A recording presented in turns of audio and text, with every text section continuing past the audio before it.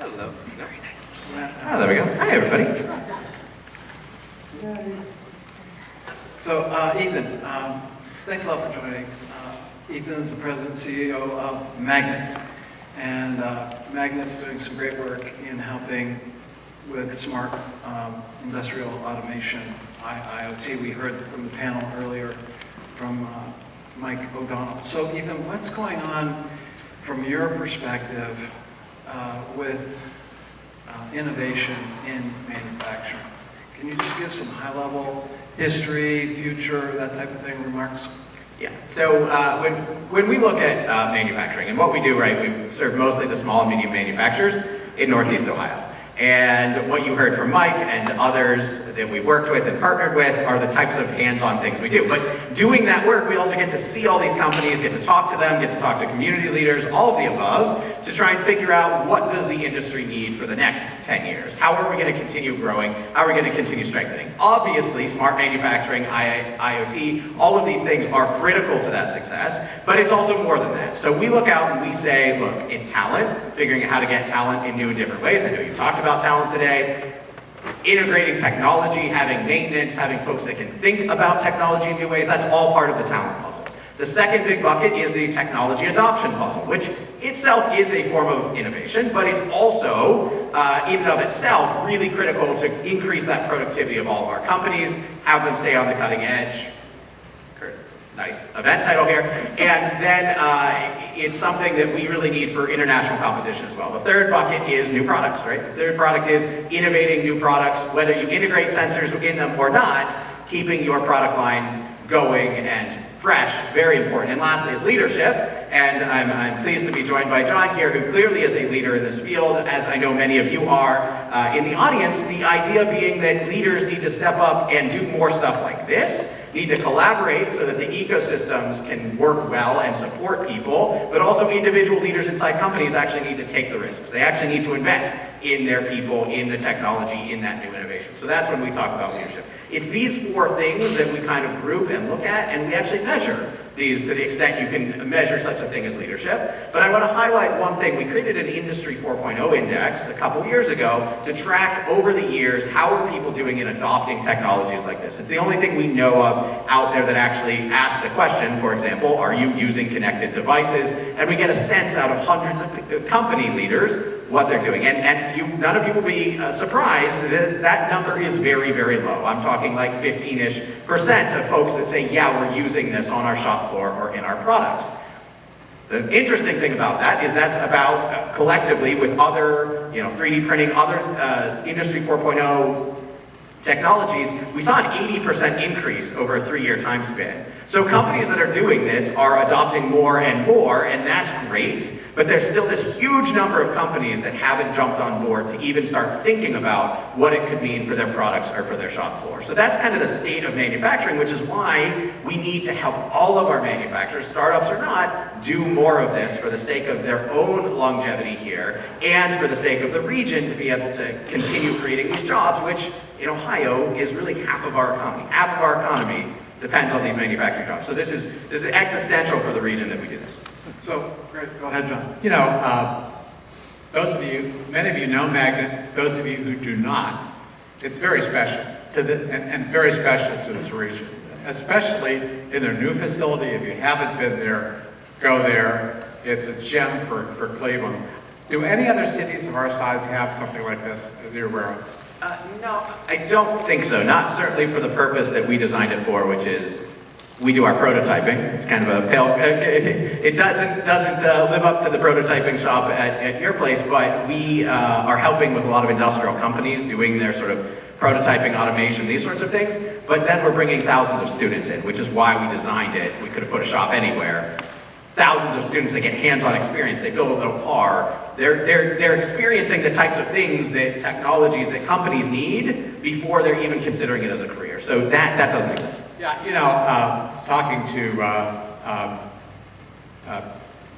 the Greater Cleveland Partnership. They're saying we don't have enough jobs. We don't have enough people to fill the jobs, especially in the technology field.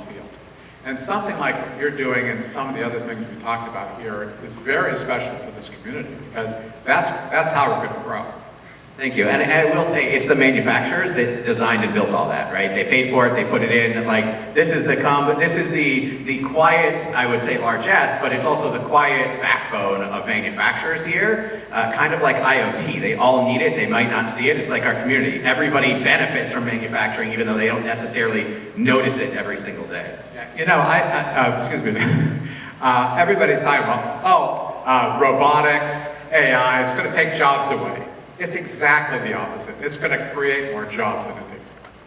Yeah, I think there's a guy on your board, Magnet, his name is Sanjay? Sanjay, what's his last name? Sing. Sanjay. I have with them all day today. Oh, really? This guy, I got to have lunch with him a while ago, and he's just so smart about what he does. And it's no surprise when I first heard about Magnet and looked him up that he was on the board of Magnet. That's awesome. So, Ethan, you know, well, first of all, I want to ask you about the Advanced Manufacturing Fund. So I saw Michael Lalic, who is, I don't know if he's still here, but he was here before. Yep, he posted something on LinkedIn about it, and that's how I got connected to Andrea Navratil. He mentioned her in his LinkedIn post. By the way, guys, we've got to pick up the pace on LinkedIn in this region. Come on.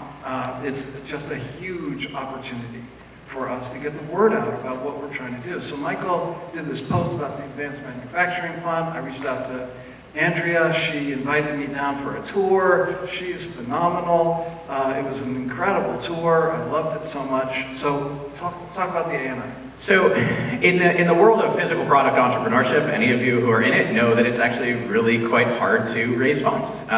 It's long time horizons for manufacturing companies or wannabe manufacturing companies to exit. John is nodding here. It's also a little bit riskier from the failure standpoint. You need a lot of upfront money, the prototyping, etc. A lot different than software. And so there's not nearly as much early stage money going in. And I you know, between what they invest directly in companies, which is really, when I look out there, the only other group actively all the time looking for those physical products to take on. And then we have a small fund in collaboration with Jumpstart. Many of our ex-manufacturers, those that have retired, said, yeah, we want to give back in this way. We have a $4 million fund, give out $300,000 tranches to that very early stage physical product, more on the commercial space type companies. And the IoT space would be a prime one for our investors to want to put money into, because that's the type of stuff that's really going to accelerate economic development, which is why we do this in the first place. You can say something, John? Okay. So, Ethan, you referenced the 15%, which is now a stat that I'm going to be using pretty much ad nauseum until we resolve that issue.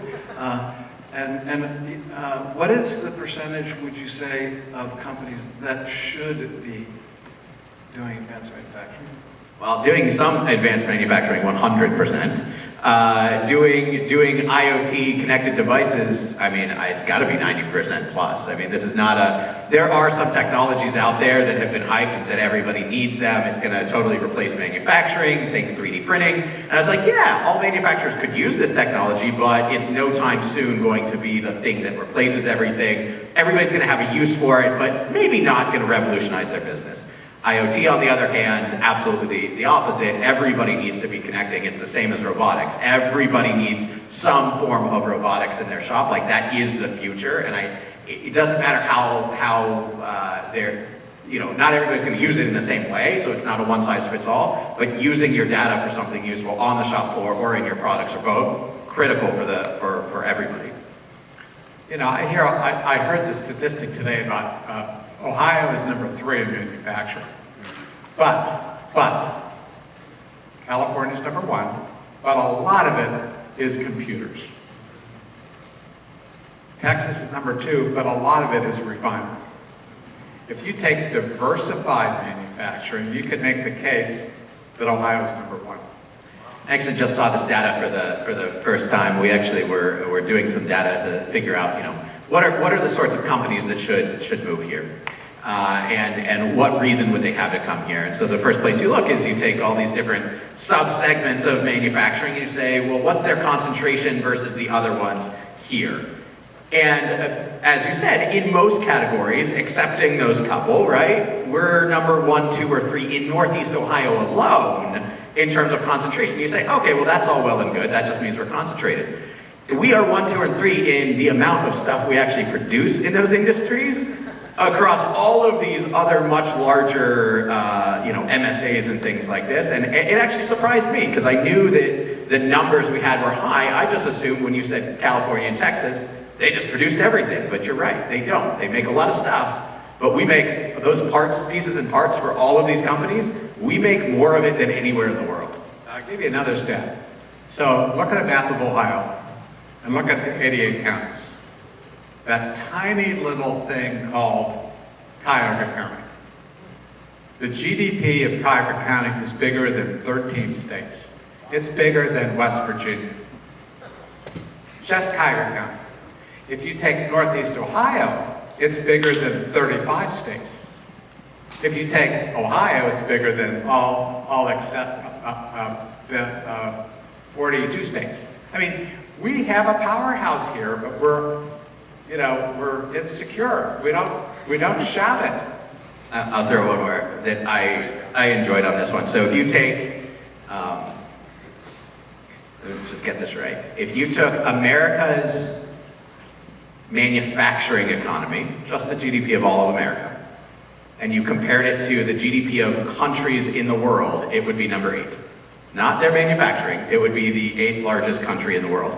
If you take just Northeast Ohio's manufacturing GDP and compare it to the same country's GDP, it's right like sandwiched between Hungary and Ukraine.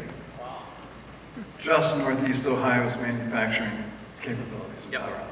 Yeah, so one of the attendees here today, Heather, she said to me, Mike, I had no idea.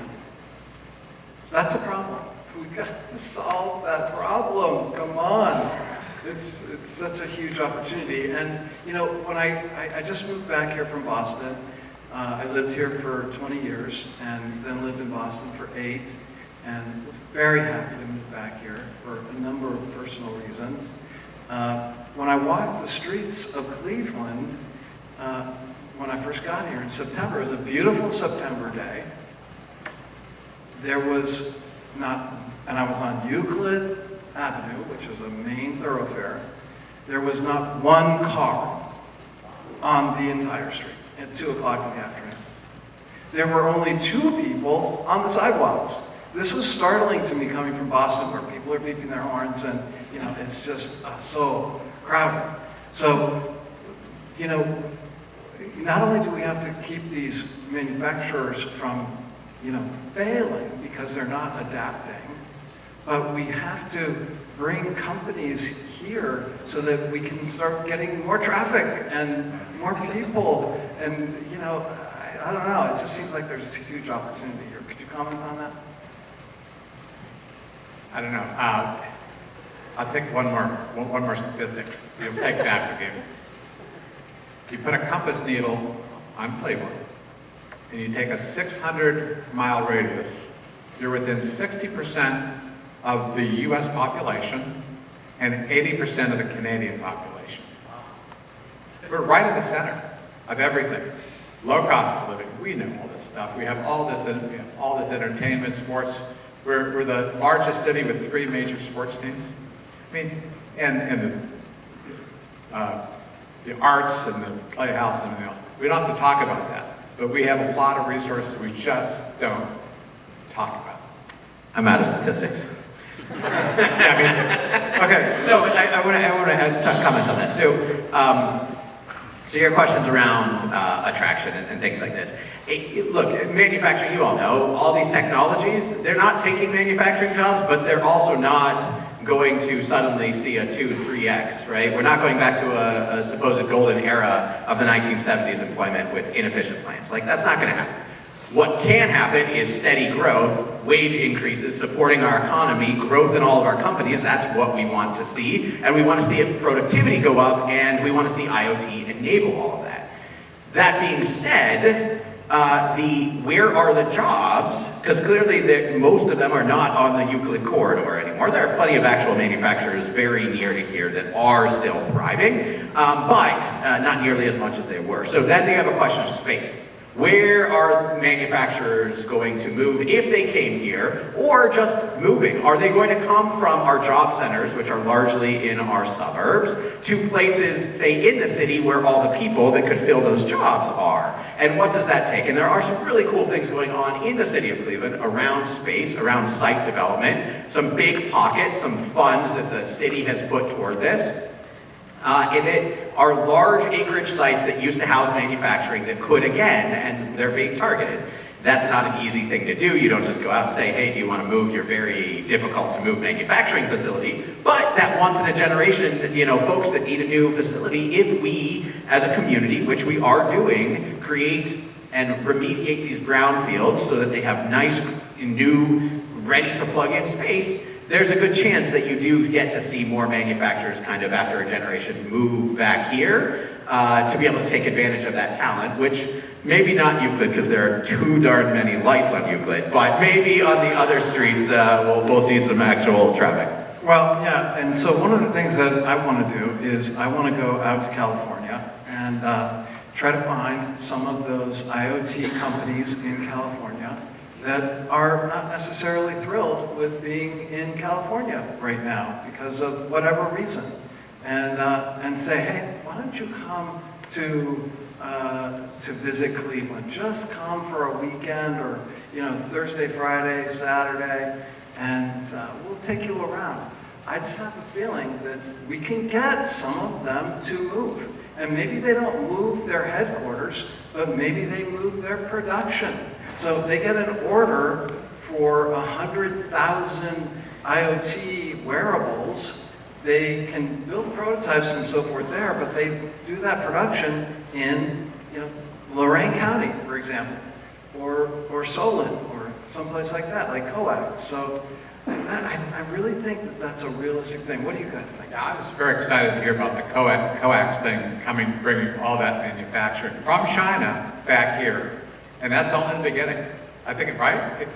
It's going to be more coming in. I think we're going to see that. You got to be ready. You got to have that workforce ready, Ethan. It's true. I do, Mike, think that we can win some of those.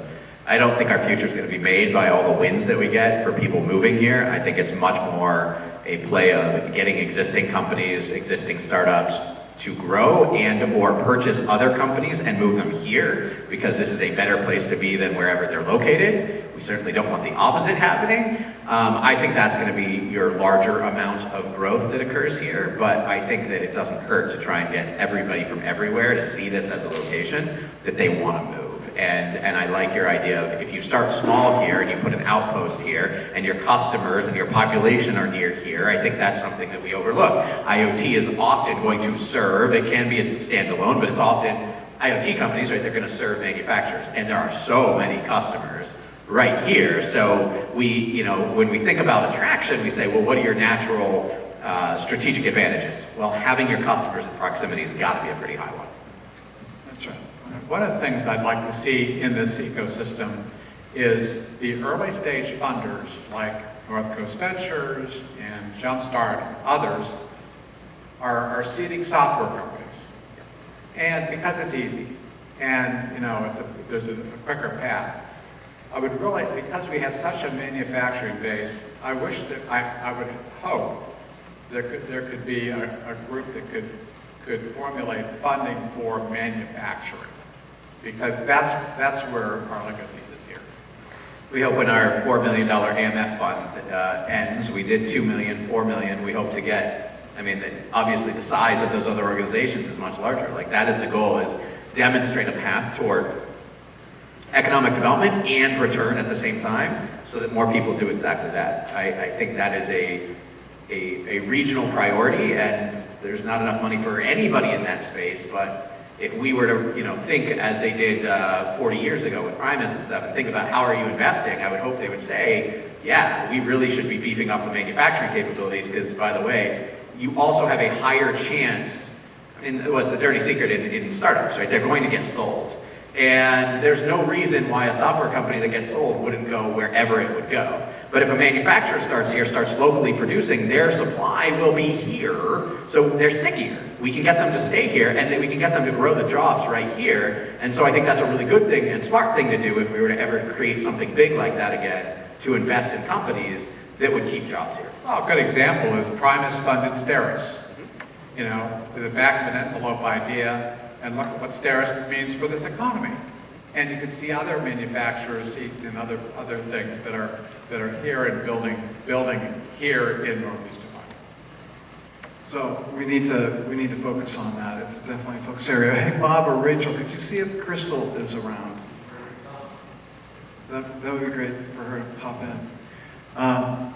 So if I could just get, I know we've kind of talked about this already, but I'm just hoping to get a short 30-second or 60-second soundbite from each of you on why Ohio.